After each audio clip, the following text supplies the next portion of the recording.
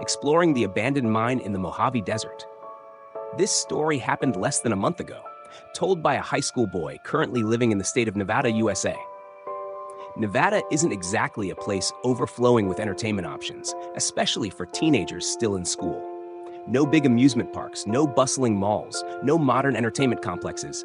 Instead, it's vast stretches of desert, abandoned industrial zones, and countless old, forgotten places few people ever visit. Yet somehow, that very desolation became the spark for a strange obsession shared by this group of friends. Exploring places that had been lost to time. They often spent their weekends seeking out mysterious locations. Sometimes an old railway tunnel no longer in use, sometimes a hospital that had been shut down for decades. Among them, Charles was the most unique.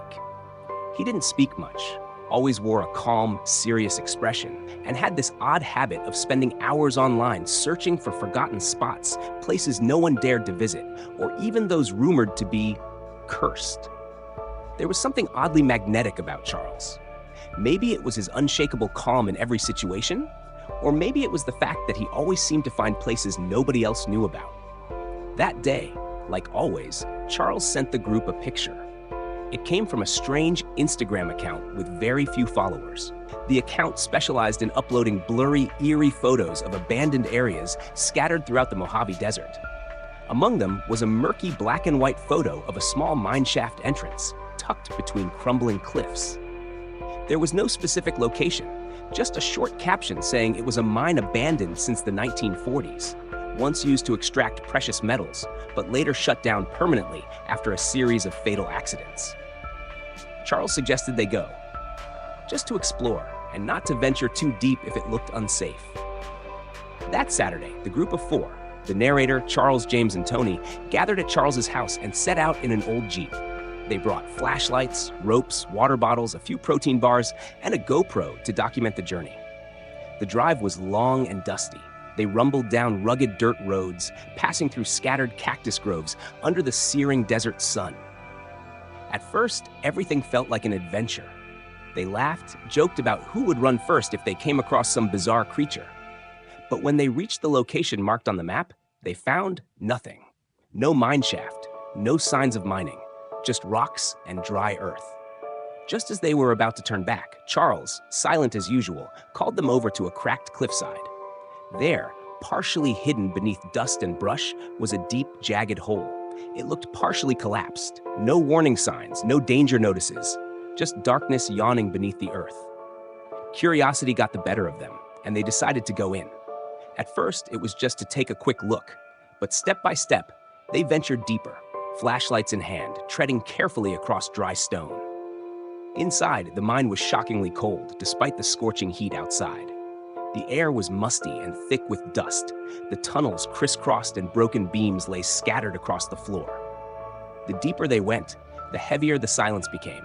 No birds, no wind, just footsteps and the echo of nervous breathing. Then suddenly, a sound. A strange noise echoed from deeper within, like metal scraping against stone. At first, it was faint, but then it grew louder, sharper, almost painful to hear. The group froze, trying to listen. And then, a scream. Not a human scream. It was distorted, high-pitched, and full of pain. Something unnatural. James was the first to yell, "Run!" and chaos broke loose. They turned and bolted. The narrator tripped over a wooden beam, falling and losing a shoe. With a scraped leg, he scrambled to his feet and kept running, terrified and confused. No one looked back. When they finally burst out into the open, all of them were gasping for breath, faces pale, hearts pounding. Not a single word was spoken on the drive back. 2 days later, James realized he'd dropped his wallet during the escape. They decided to return, but only to the entrance. Charles refused to go in again. James and the narrator stepped in just a few meters, stopping near the first bend. There, they found the wallet. But what chilled them to the bone wasn't the wallet, it was the missing shoe. It was lying next to a dried bloodstain and bite marks. Not human bite marks, something bigger, sharper. They picked up the shoe, too shocked to speak. Since that day, none of them have ever talked about exploring again. The thrill of adventure now lives only in memory, haunted by a silent fear they've never fully understood. They don't know what made that scream. They don't know what really lives in the dark of that mine. But one thing's for certain, they will never go back. Terrifying vacation in the desert. I've always been the type of person who loves nature, someone who prefers rugged trips, fishing, or camping over luxury vacations at fancy resorts. My girlfriend, Tiki, is the same. We actually started dating because of our shared passion for exploring the outdoors. So, going on a camping trip in the desert was something we both wanted to try at least once in our lives. We'd already camped in forests, mountains, by lakes, but never in the dry, silent, and isolated expanse of a desert. On top of that, we both love stargazing. So when we found out about a spot far from the city with zero light pollution, we instantly decided to go. I found a legal camping ground, no facilities, just a few stone rings for fire pits and a sky full of stars.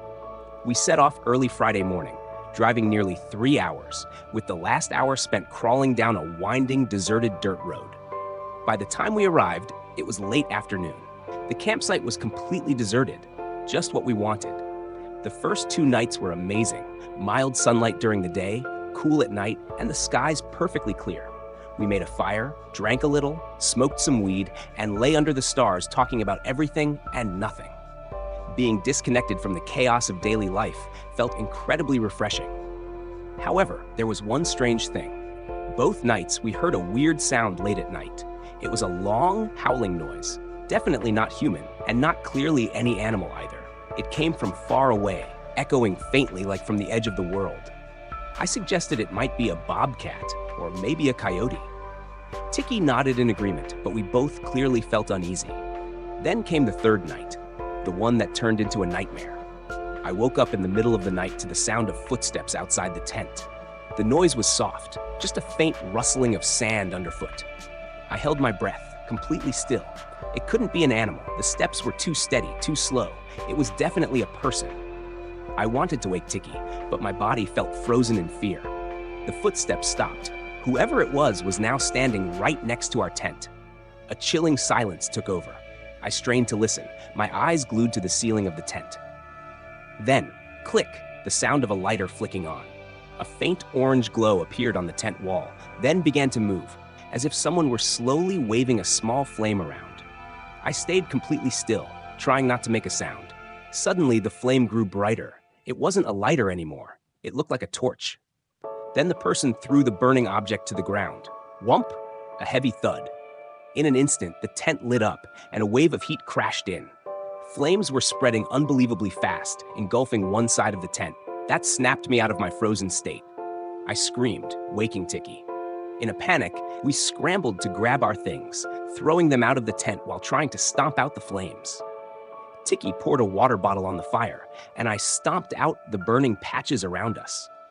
Once the fire was somewhat under control, I immediately grabbed a flashlight and shone it around, trying to spot whoever did this, but there was no one. Not a single soul. Overcome with fear and anger, we decided we had to leave right away. We loaded our stuff and began walking toward the truck. Or at least we thought we were heading the right way, but in the pitch dark with no landmarks, we soon realized we were lost. Then that sound came back. It was the same eerie howl we had heard the previous 2 nights, but this time it didn't stop. It dragged on like someone in agony being tortured. Then, suddenly, another sound from a different direction. Then another. 3, 4 howls echoing across the desert from different spots, getting closer. I didn't say a word. I just grabbed Tiki's hand tightly and pulled her to run faster. I had one single thought: find the truck, get out. By some miracle, we saw the truck up ahead. Without saying a word, we threw everything in and I jumped in to drive. The road was rough and pitch black, lit only by our headlights. I had to drive carefully to avoid flipping the vehicle, but I didn't dare stop. Not while those horrifying howls still rang out behind us. Only when we saw the lights of another car in the distance did I finally breathe again. Tiki was trembling, trying to stay calm, but I could see she was on the verge of tears. I couldn't say a word to comfort her. We reported the incident to the police later, but deep down, I knew they wouldn't find anything. I kept thinking, if I hadn't been a light sleeper, if I hadn't woken up to those footsteps, maybe by now, Tiki and I would be dead, our bodies left to rot in the middle of the desert. The shadow outside the tent. I used to think scary camping stories were just fun ghost tales, something to spice up nights outdoors with a little thrill. But after that horrifying experience, I never sleep in a tent alone anymore. Back then, I had just graduated from university, still riding high on that carefree, liberated feeling. After years of academic stress, I wanted time to reconnect with nature, just me and the serenity of the wilderness. I chose a campsite in a national forest, about a 2-hour drive from the nearest town. No phone signal, no internet. Perfect. The first day went smoothly. I pitched my tent beside a small stream, built a fire, cooked some instant noodles, and read a book as the sun dipped below the trees. The sound of insects chirping, wind rustling through the leaves, and a star-filled sky, pure heaven. That night, I slept better than I ever had. But on the second night, things started to get strange. I was lying in the tent around 11 p.m., just dozing off, when I heard something outside. At first, I thought it was a squirrel or some small forest animal. I paid no mind until the footsteps started circling the tent. Not an animal. These footsteps were definitely human. I held my breath. No one else was supposed to be here. I had checked thoroughly before setting up camp. The steps were slow, deliberate, as if someone was stalking or observing. Then they stopped right at the tent's entrance. I stared at the fabric wall. A shadow appeared, faint under the moonlight. A human shape stood there, silently. No knocking, no speaking, just standing there. My heart pounded like a war drum. I reached for my pocket knife in my backpack, my hands shaking so badly I almost dropped it.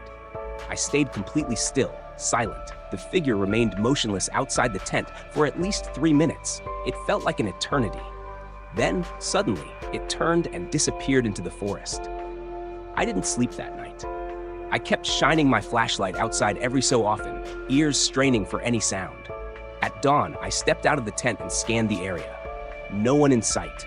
But I found footprints, clearly from a barefoot man. The prints led from the forest edge right up to the tent flap, then back again. I packed up immediately and left. But the scariest part hadn't happened yet. It wasn't until a week later, back home, that I told my best friend, Danny, about what happened. He's obsessed with creepy stories, so his first reaction was probably just some off-the-grid dude trying to mess with you.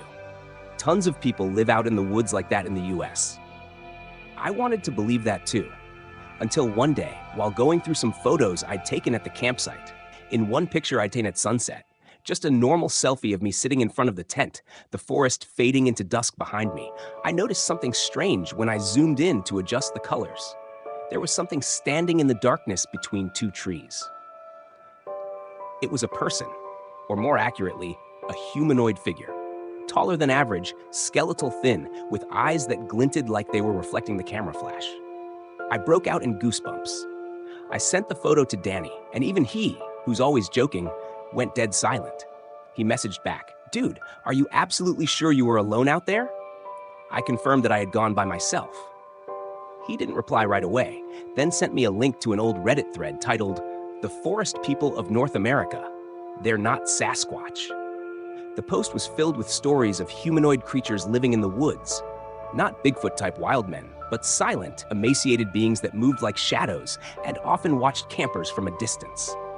Some people claimed to have seen them standing silently in the woods. Others described hearing light tapping on their tents at night.